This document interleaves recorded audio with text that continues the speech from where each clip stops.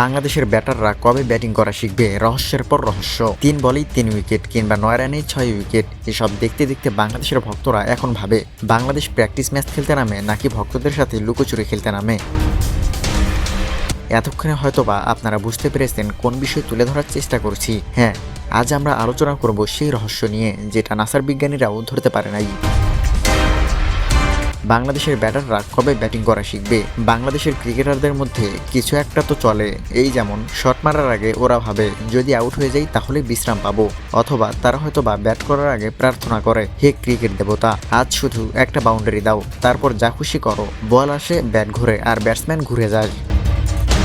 মাঝে মধ্যে এমন চমক দেখায় যে চমক দেখলে মানুষের হার্ট অ্যাটাক হয়ে যায়। এই যেমন 1 উইকেটে 100 রান করা বাংলাদেশ 6 উইকেটে 105 রান করে ফেলে। এখন তো ভক্তরা এমন চমক দেখে যে কেউ যদি ফোনে কথা বলে কিংবা খেলা দেখার মাঝপথে ওয়াশরুমে যায়, ওয়াশরুম থেকে ফিরে এসে দেখে 2 উইকেট থেকে 8 উইকেট হয়ে গেছে। অনেক সময় তো খেলাই শেষ হয়ে যায়। আর এর জন্য তো টাইগার ভক্তদের মধ্যে একটা কথা প্রচলিত হয়ে গেছে, বাংলাদেশের খেলা হাড় দুর্বল লোকদের জন্য নয়। আর তাই তো ভক্তরা এখন অনেক চালাক হয়ে গেছে।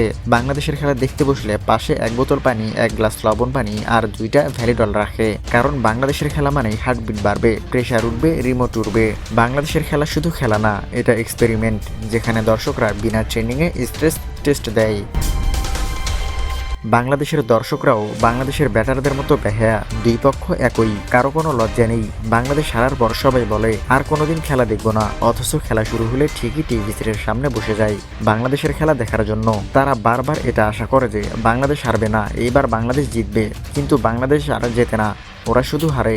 জেতা ম্যাচ হারে আর হারা ম্যাচ জিতে যায়, আবার জেতা ম্যাচ চোখের পলকে হেরে বসে থাকে আর দর্শকদের হার্টবিট 200 করে দেয়। তাই তো আমার মনে হয় বাংলাদেশের ম্যাচে শান্ত হয়ে বসা মানে ঝড়ের মাঝে চা খাওয়ার চেষ্টা করা।